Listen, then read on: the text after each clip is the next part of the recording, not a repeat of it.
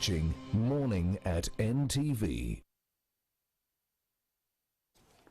We're glad you are with us as we get underway with our Kickstarter segment of Morning at NTV. The topic is an overview of Uganda's justice, law and order sector.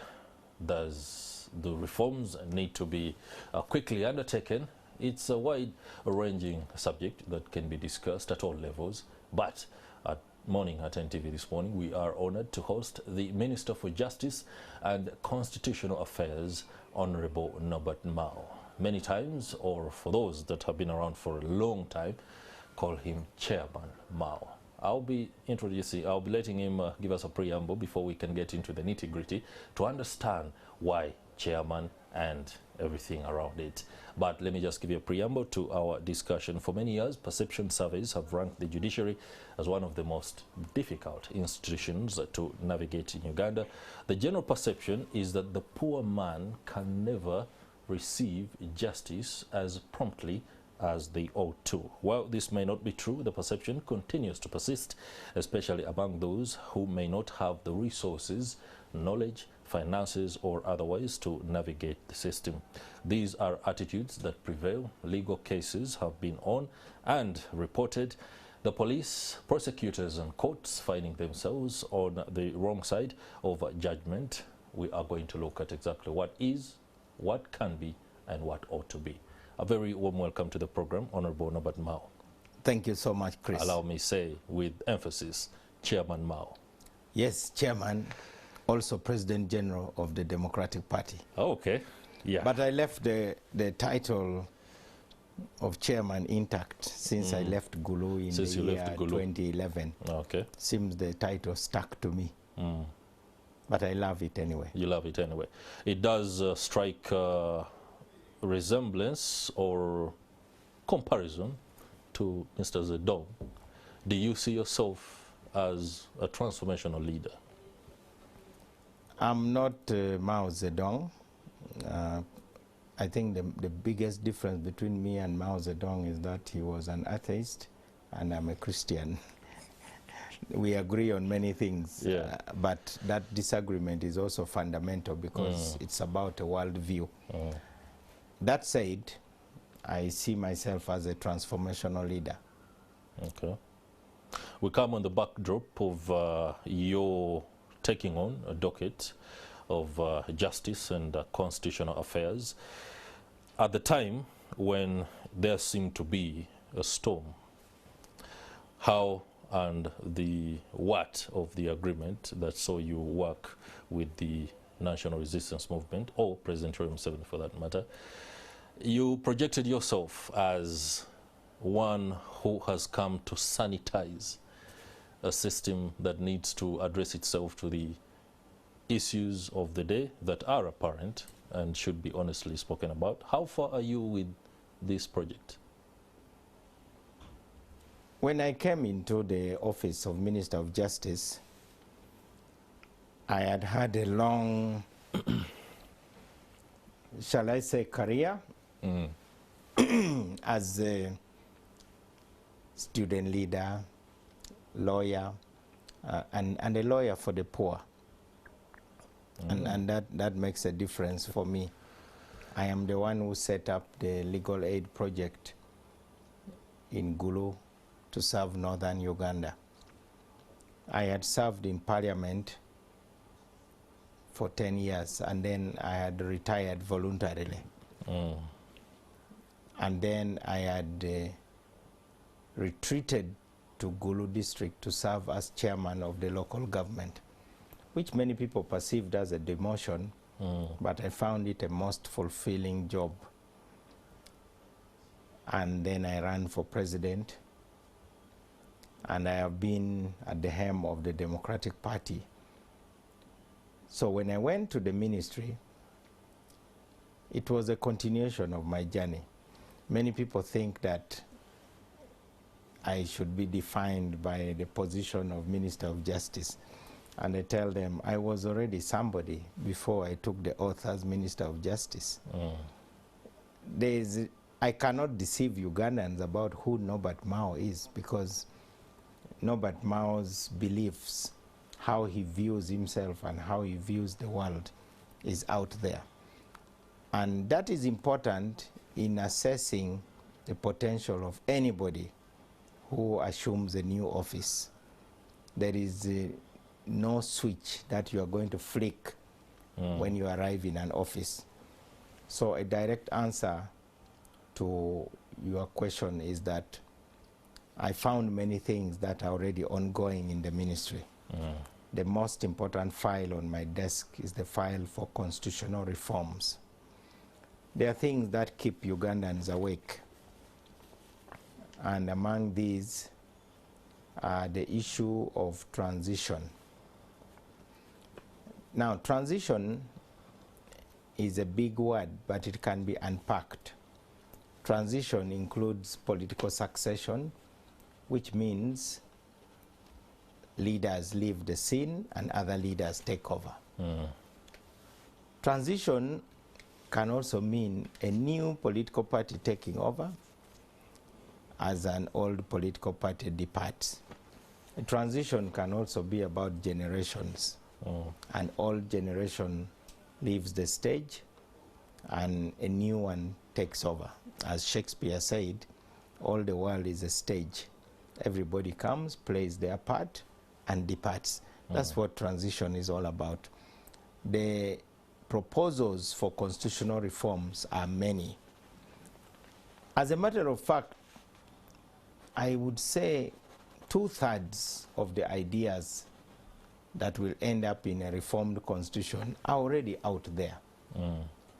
Opposition politicians have put on the table proposals. Political parties have put proposals. Civil society organizations have put proposals. Now, the aim of these proposals are basically to keep those with power accountable. Term limits is one way of keeping people accountable. When you enter an office, your date of departure should be known. In some countries, because of a legacy of dictatorship and violence, they went as far as insisting on only one term, like Mexico. 6 years, out. No second term. I think the consensus is developing in Uganda to have term limits. The other thing is how to ensure free and fair elections, because out of free and fair elections, you get a legitimate government. Now, a legitimate government is not necessarily your preferred government, but is a government that has come into place through processes that are clear, that are free, and through an election that has been fair. Now, my definition of a free and fair election is where all the players risk losing. Now, that may appear simplistic, but it is basically the reason why you must allow a level playing field. So everybody has a chance of winning, but everybody risks losing, including the incumbent. In Africa, it has been difficult to have change where an incumbent is on the ballot. In Congo, an incumbent was not defeated. Kabila stepped down. In Tanzania, we have had incumbents contesting. In Kenya, there has not been a change where an incumbent was on the ballot. You start with the times of President Moi, President Kibaki, President Uhuru. All the changes have come when the incumbent is not on the ballot paper. I would like to encourage Ugandans to embrace a culture of deliberation. Right now, we have degenerated into a culture of trading insults and thinking that transforming Uganda or a transition simply means regime change. Of course, regime change is a good thing, but we have had regime change which has worsened situations. So my job as the Minister of Justice is to urgently take to cabinet proposals so that we constitute a constitutional review commission, and that constitutional review commission will traverse the country, get input from Ugandans. The aim is to reboot our democracy. Just like a phone, when a phone is hanging, even I, who is not a techie, by instinct, I'm driven to switch it off and switch it on again. That makes sense. So every once in a while, any system needs to be rebooted. It is like fumigating your compound. You get rid of things that are unwanted, and you allow for new things. It's a good thing. Allow me ask you this question. Since your appointment as Minister for Justice and Constitutional Affairs and the political storm that followed, given your status as President of the Democratic Party, what is the atmosphere in your interactions with members of Cabinet? Does the conversation for the kind of reforms you talk about, is it as fluid and good-tempered as it is here? Do you sit across Cabinet and espouse and talk to the Cabinet ministers the other side, or even the President himself, about the need for some of the reforms that you are talking about, or it is mostly communicated in paper? Just paint us that picture.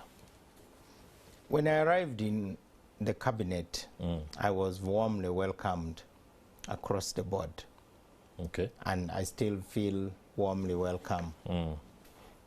I was, of course, welcomed by the President, who appointed me. That's right. And he stated the reason for appointing me. Number one, he stated that DP is his old home.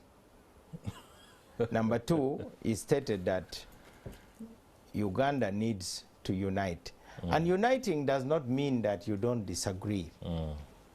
And number three, he stated that he had observed my leadership qualities over time. Mark you, I first met President Museveni face to face in a serious meeting when I was a young man of 23. A student leader then? Yes. Yeah. Now, in the Cabinet, the real debate will start when we table those papers. But the paper we are tabling is simply to give Ugandans a chance to express their views. Vigorous debate will be in Parliament. Political debates are emotional, and there's nothing wrong with people being emotional. For instance, I cannot fail to be emotional when I'm talking about something which touches me personally. So what matters is to see beyond the emotions and try to listen so that we have a proper deliberation rather than a shouting match. In the Cabinet, of course, is the pinnacle. The Cabinet is,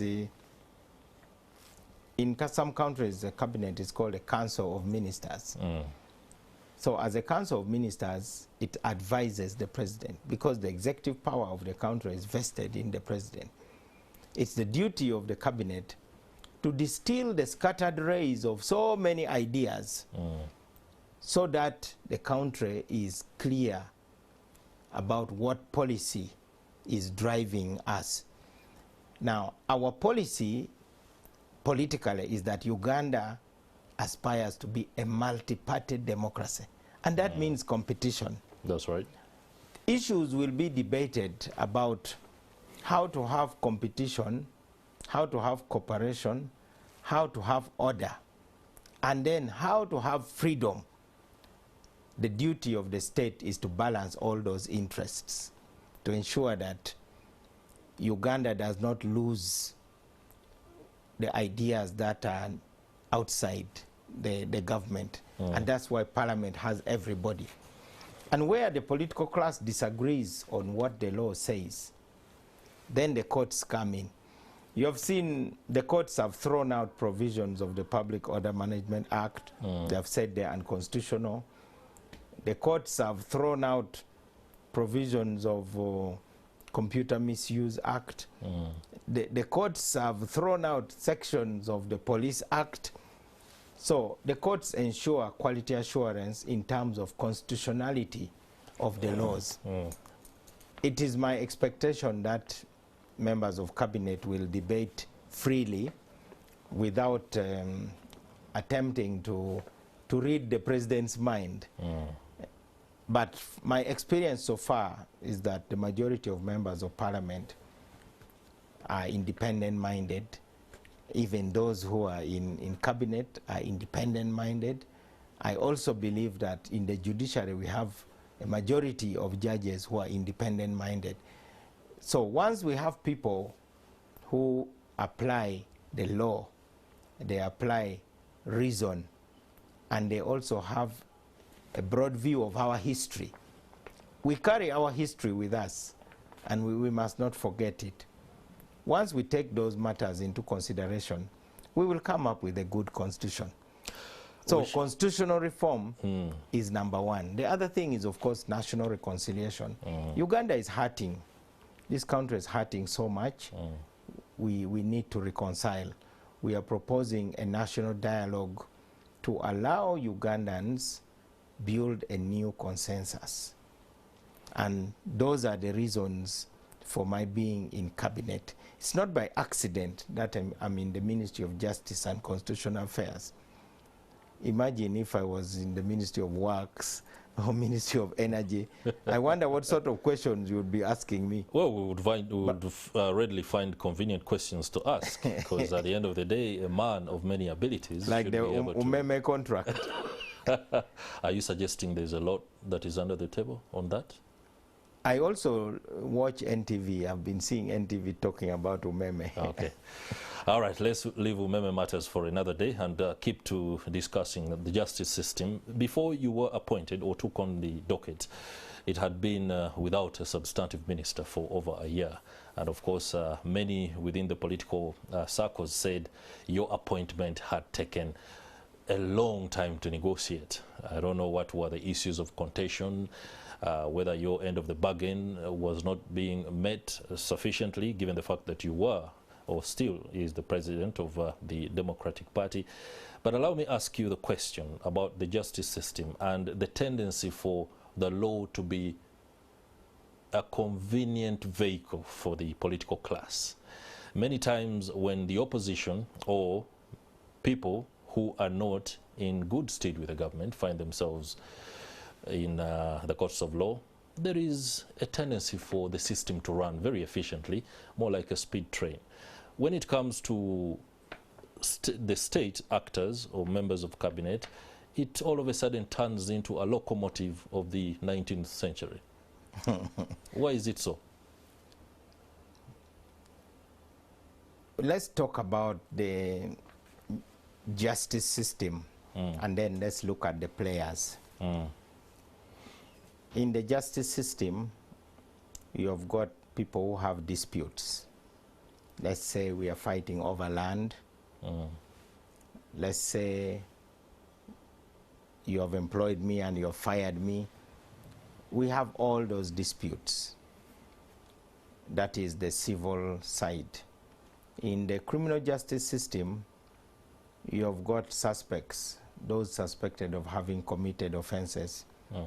Say a lorry driver overloading his lorry, or somebody was killed another, somebody was injured another, somebody was stolen something.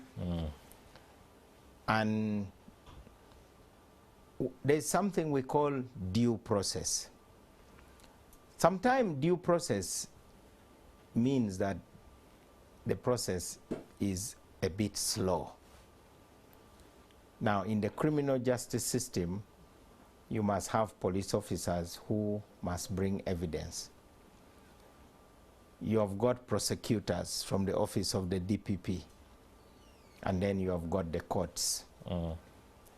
Uganda has not been having the broadest coverage of courts. Court systems have been largely in the urban setting. But the courts are not the only way for resolving disputes. we have had our systems of resolving disputes. When the colonialists were here, not many cases ended up in court because we had systems of resolving disputes. Right now, these systems are broken down, but we want to recover them.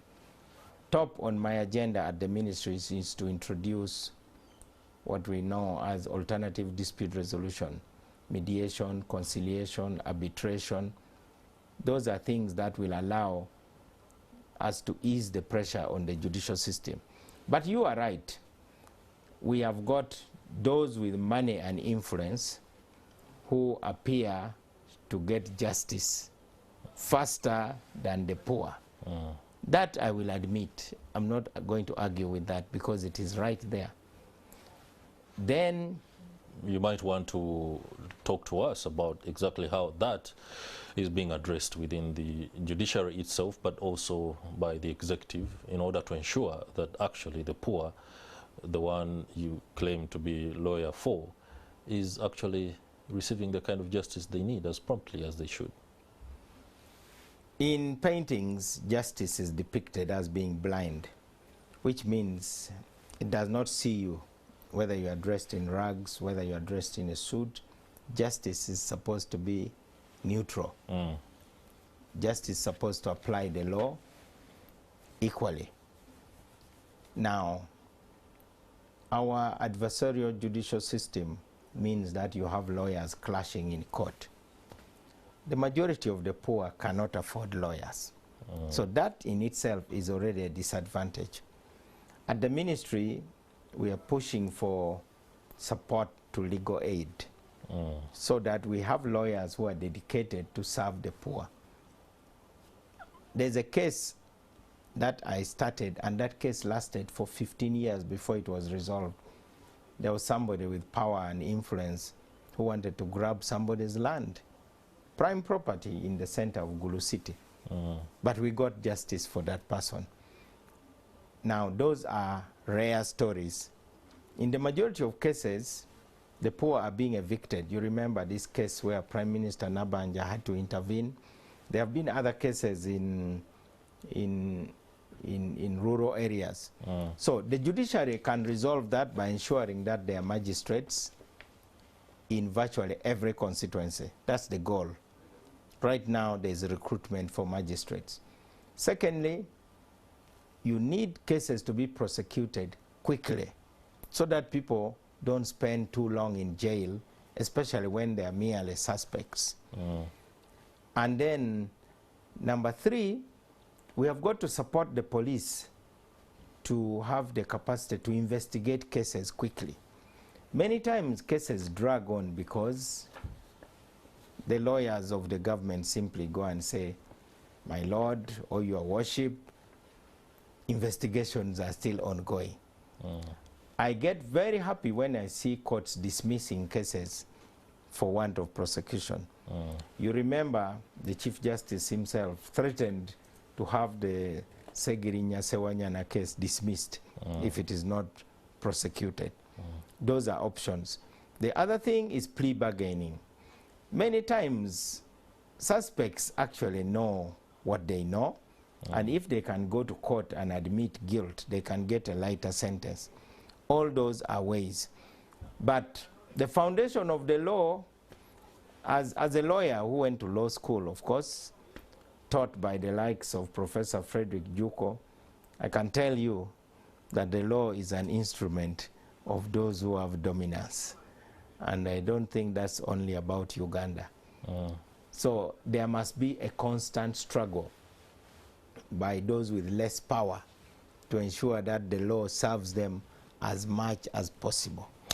All right, we shall be taking a short break very shortly, but allow me just put this one to you. At the beginning of your tenure as minister, you spoke about behind-the-scenes negotiations for the release of MPs Muhammad Segirinya and Alan Sewanyana. And of course, you said there are people who are working around the clock. You might not know them, you might know them. And it all came down to the conclusion that you were one of those persons that were negotiating. But the political stage is a funny one. The MPs finally get released, and when they ask the question about who negotiated their release, they diametrically said, Norbert Mao, no. We do not know anything about that. So one would say who is fooling who, but since you're here, let me ask you that question. Are you the one fooling the nation? For me, I have not heard the MPs talk about that. I don't know whether... No, they rejected flatly that there was any negotiations, and since you are the one that had suggested... I don't know what they said, but I'm a lawyer, and I can tell you that they were released on bail, and bail is based on the law. But there are things that you do to soften the ground. Okay. And they don't have to be admitted. In any case, they are right to say, never did we sit in any room with them. But I don't want to say too much because, you know, their case is still there. They are just out on bail. They are still subject to trial. And if the case had been dropped, then we would be talking about whether there was any bargain and so on. But I think keeping them in jail for too long was, in my view, wrong. But I can tell you that they invited me to visit them in prison. And we talked about how to detoxify the environment around their case, to make it less political and so on. But it was also my duty to volunteer for the sake of their parents and their families. In fact, I can say whatever I did mainly because of their parents. Why do you think Honorable Segirinya's mother came to see me in my office? Why didn't she come to see you, for instance? Why did the Honorable... I'm a very small, insignificant actor in this. The fact that we are talking about this but is also one. in Uganda, we always say that never believe a rumor until it is denied. Until it is denied. All right, you're speaking like a journalist there. Now, let's go for a short break. When we return, we shall be putting the question to the Honorable Minister. The political cases in the country, where does the judiciary find itself when it has to decide by use of reason or independent-mindedness as the law requires, but when the case is very political? It's a question that the Honourable Minister will help answer. Stay with us.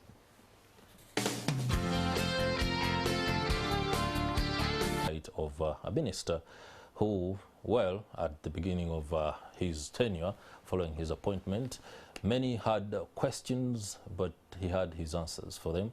His first 100 days might have been reviewed, or not even reviewed as they ought to be reviewed, but Morning at NTV has taken the time to bring him on the show so that he can answer some of the questions that you might have out there. I would encourage some of you, if you are on Twitter and you're following at Chris Higenyi, please do come forth, and you are following NTV, any platform is Facebook, you can be able to share some of your views. We might sample them so that the minister can respond effectively. So allow me return to Honorable Norbert Mao in studio, the Minister for Justice and Constitutional Affairs. Closed in Uganda.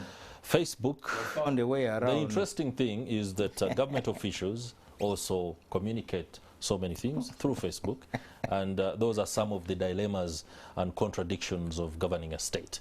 So much so that what you have banned is effectively what you're using to communicate to the people.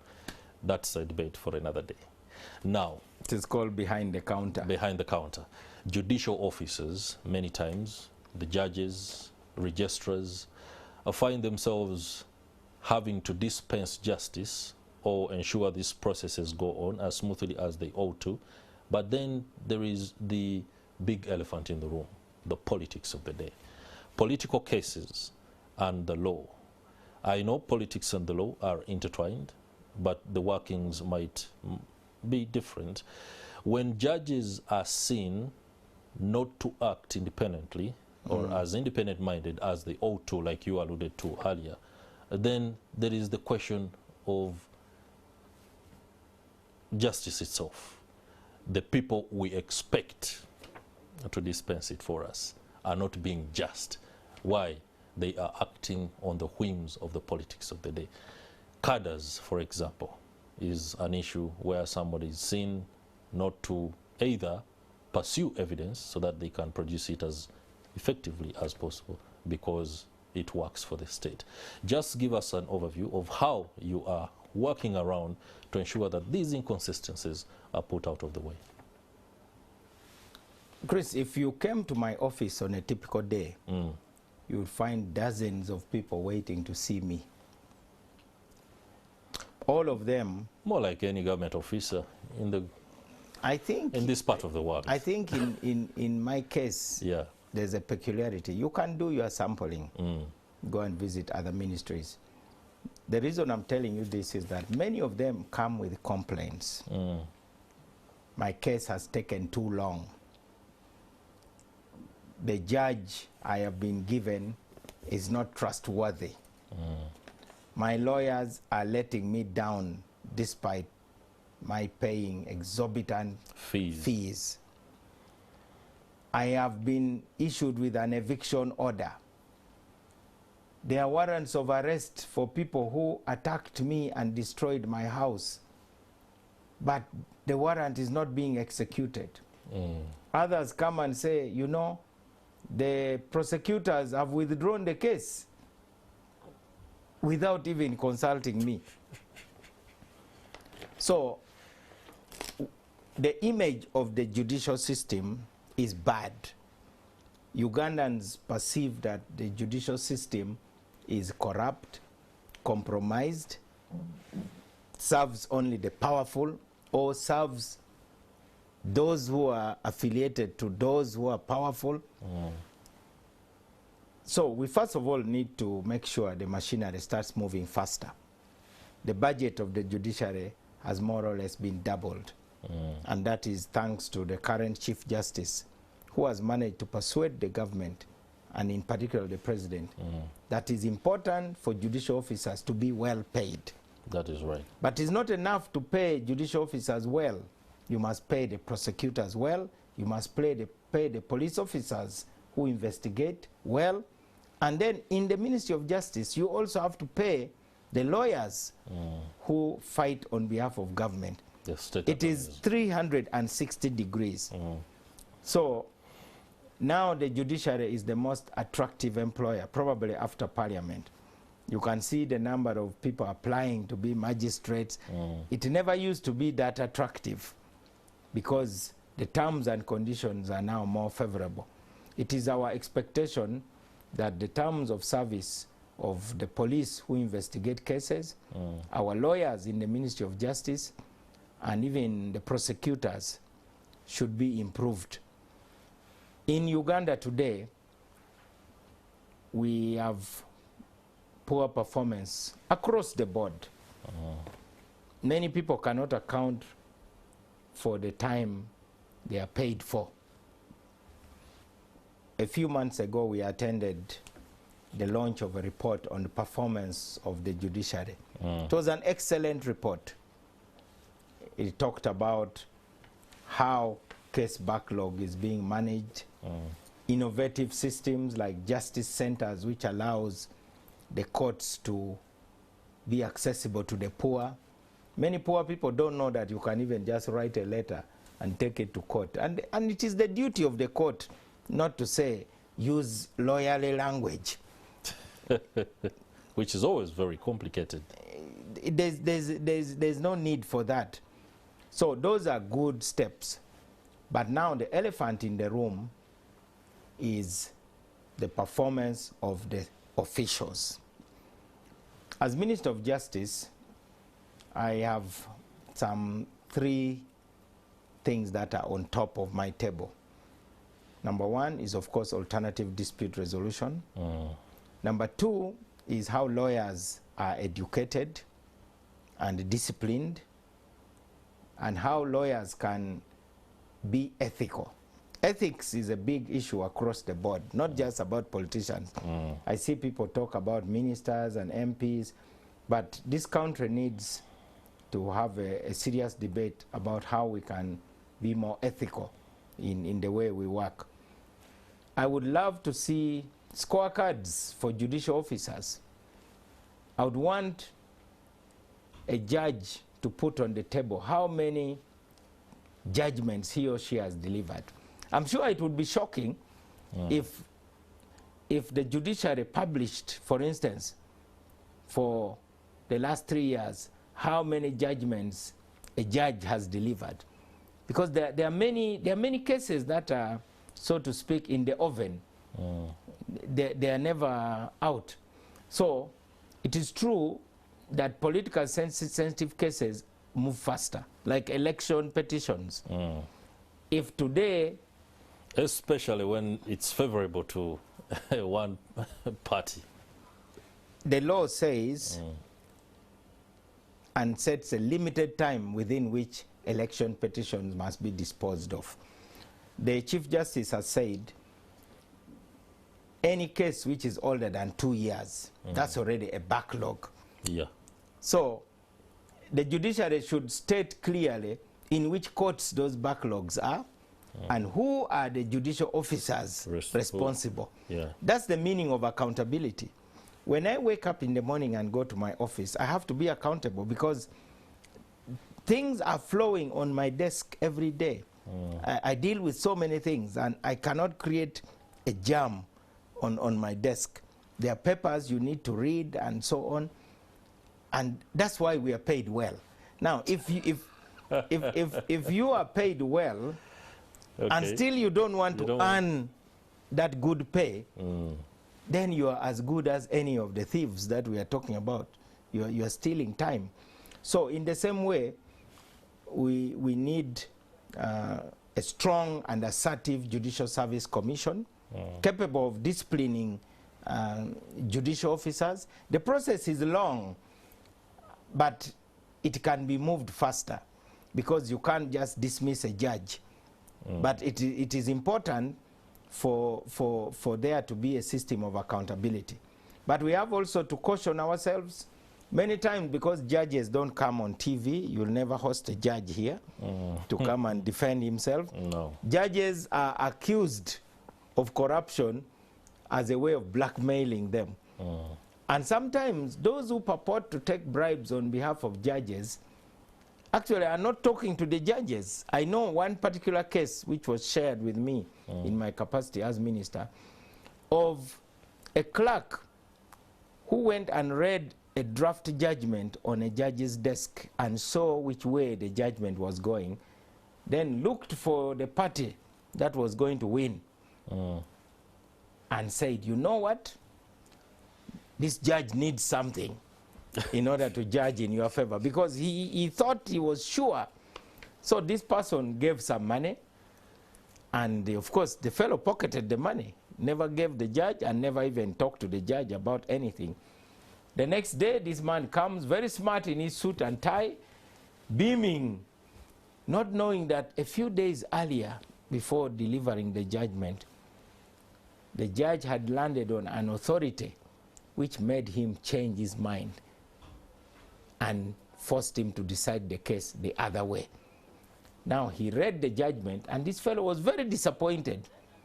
So he told his lawyer that this judge took my money and has now judged against me. Against me.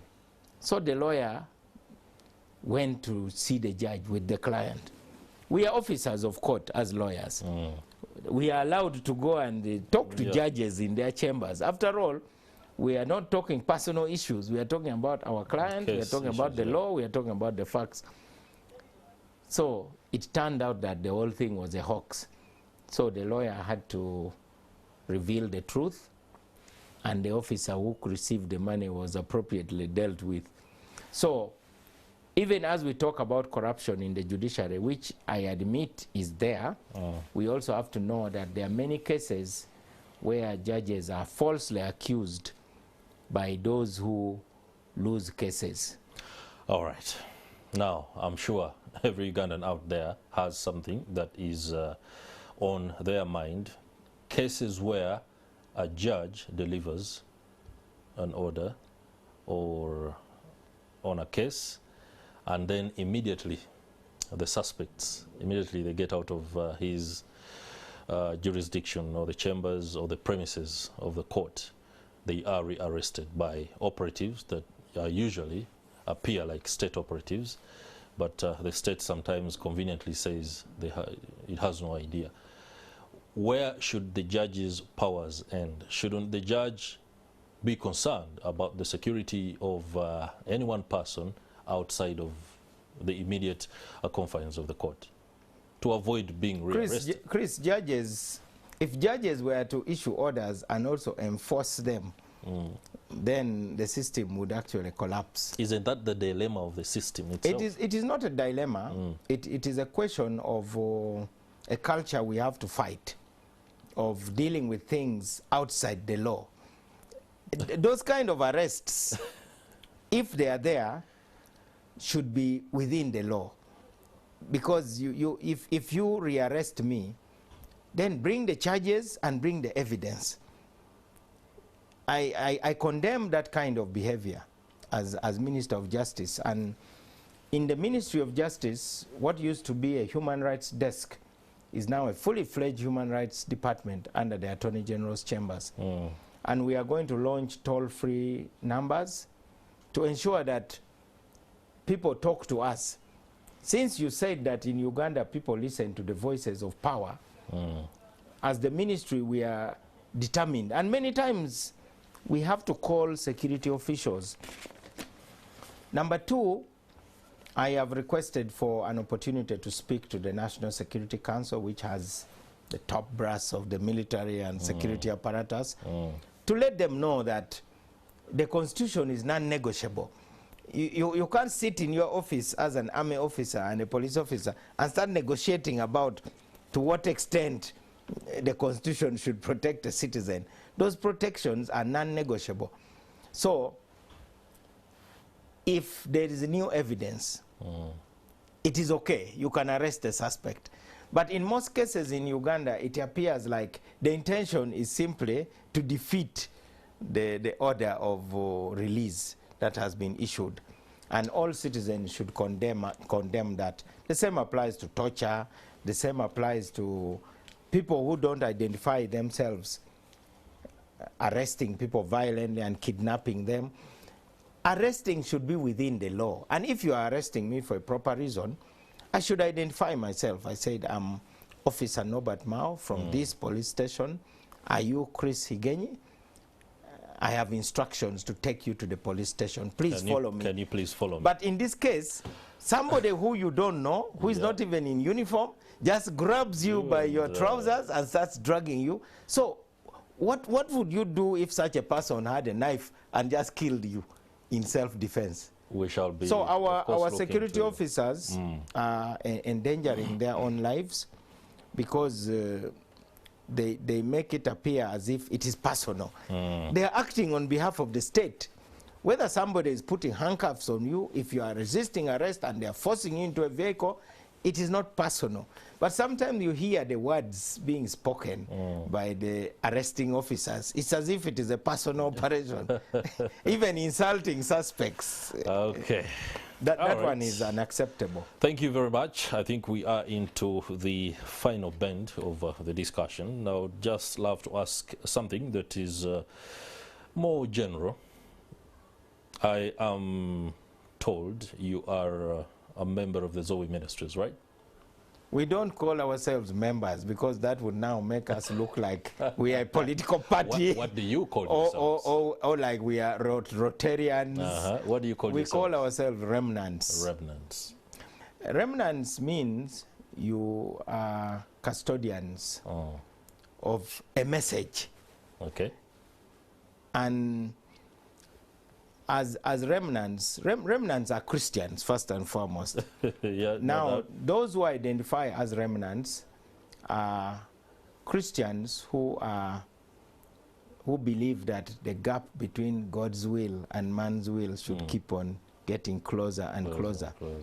And the remnants have their spiritual leader, guide and teacher, who is the Prophet Elvis Mbonye, who I'm sure you know. I always see him on on NTV preaching.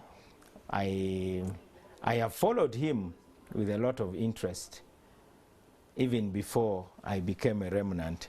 Okay. The reason I ask that question is because between the governed and those that govern, the church seems to play a very big role in ensuring that the two are working together. Would you love, when you speak about the need for national dialogue, like we started, that the church takes on a more direct role in ensuring that Uganda's progress and transformation takes a particular trajectory? God's government is different from political government, and I don't expect any church leader, archbishop, bishop, priest, evangelist, prophet, to really be preaching about political preferences in terms of individual leaders or in terms of individual political parties. I've already told you that our religious leaders, they are custodians of God's message. So their job is simply to state the standard and guide the people. If you read the pastoral letter of Archbishop Joseph Kiwanuka, issued 1961, before Uganda went into the elections that ushered in independence, you'll see the role of a religious leader. Okay. It is ridiculous for a religious leader to stand up and say, you know, this is the best leader, or this is the best political party. It is important to, at least for us who are Christians, all we demand of the state is that our country should be safe for Christianity. It is as simple as that. You know, it doesn't, and being safe for Christianity means you preach the basic message, which is in the Lord's Prayer anyway, that thy will be done on earth as it is in heaven. When I joined the ministry, very quickly, I had many people come to pray for me from all denominations. And what I know for sure is that spiritual things matter. They do. You ignore them at your own peril. It may not be cool, you know, it is not cool for modern people to start saying, you know, we have spiritual things, we have prophecies that we have got to pay attention to, that we do this. It may not be cool, so to speak, but some of the things that people predict, like when I had the Prophet Mbonye over months ago predicting the earthquake in Turkey, talking about the collapse of the dollar, then I had Trump also saying the same. He talked about China rising, coming up with Russia. So as a Ugandan, I ask myself, I'm not a preacher, I'm not a religious leader, I'm a politician, but it is healthy for political leaders to also pay attention to spiritual matters. Not to be disconnected, but also to be connected to the right socket. Okay. You know, you can plug into the wrong socket. Thank you very much, Honorable Norbert Mao, Minister for Justice and Constitutional Affairs. They are emphasizing the need for political leaders to understand that whatever you believe in, at the end of the day, spirituality is important. Whether it's a platform that simply offers collective enthusiasm to individual prayer, or for religious leaders to be the ones to give educated guesses on exactly how the nation can be governed or ought to go, is one that you should